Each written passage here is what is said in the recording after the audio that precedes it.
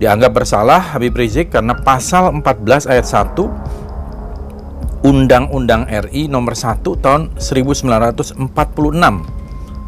tentang peraturan hukum pidana junto pasal 55 ayat 1 ke 1 KUHP, dan kemudian menjatuhkan pidana penjara 4 tahun. Disinilah kita menghimbau ahli-ahli hukum Indonesia untuk bergerak menyelesaikan ini. Jangan diteruskan yang seperti ini. Biarkan rakyat menuntut keadilannya di pengadilan negeri. Kalau tidak, dia akan menjalar ke jalan-jalan menjadi pengadilan rakyat. Geger psikologi bawah sadar Hakim Katwanto yang vonis HRS pucat ketika HRS katakan sampai ketemu di pengadilan akhirat. Assalamualaikum. Waalaikumsalam. Dan hari ini dinyatakan ditutup.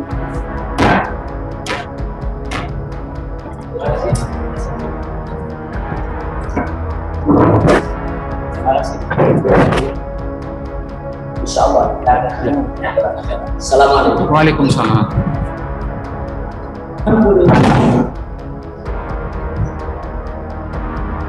Tidak bisa lawan terus. Sampai pagi lawan terus. Pengacara yang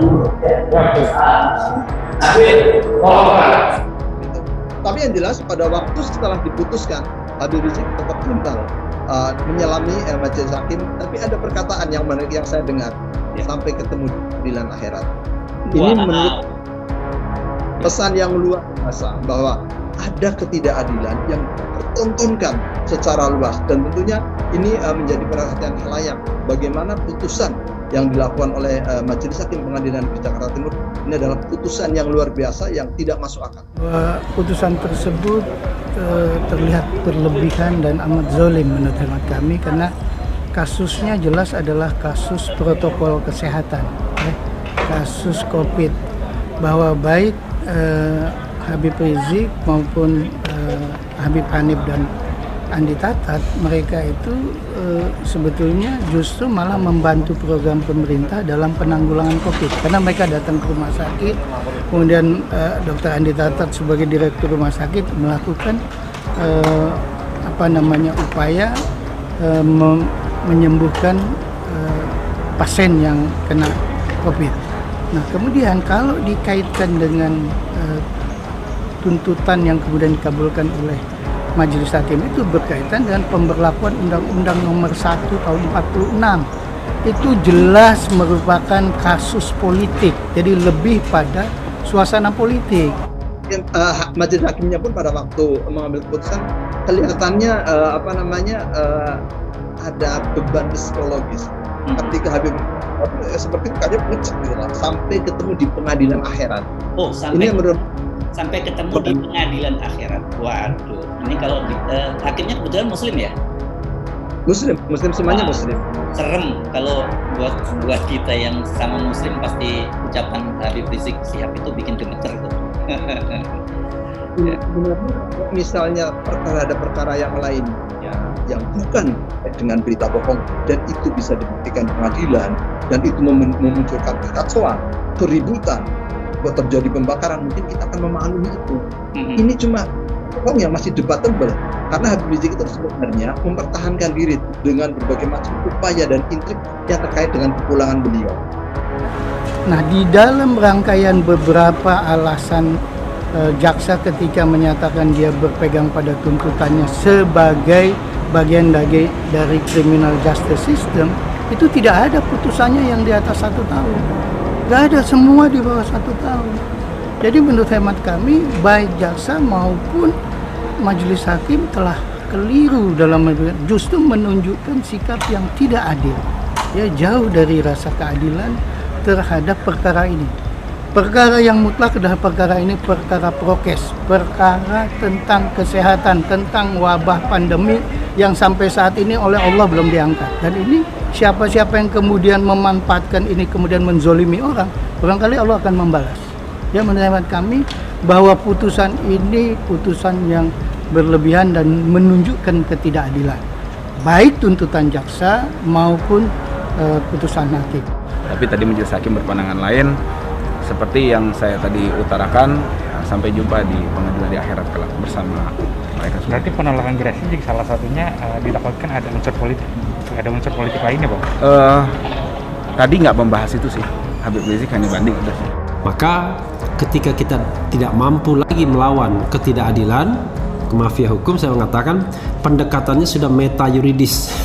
Jadi bukan pendekatan hukum ansih, tapi separuhnya adalah mengeluh kepada Sang Pencipta atau Allah Subhanahu wa taala, ya. Tuhan yang Maha Esa, agar menunjukkan jalan, menunjukkan kekuasaannya terhadap ketidakadilan yang nyata. Tapi kalaupun tidak di dunia, ya nanti di pengadilan akhirat, ya. Seperti inilah yang barangkali dirasakan oleh Aziz Yanuar sebagai kuasa hukum dari Habib Rizik, yang mengetahui betul, ya, bahwa pasal-pasal yang dikenakan ke Habib Rizik, kasusnya yang dikenakan adalah kasus yang karang mengarang, ya.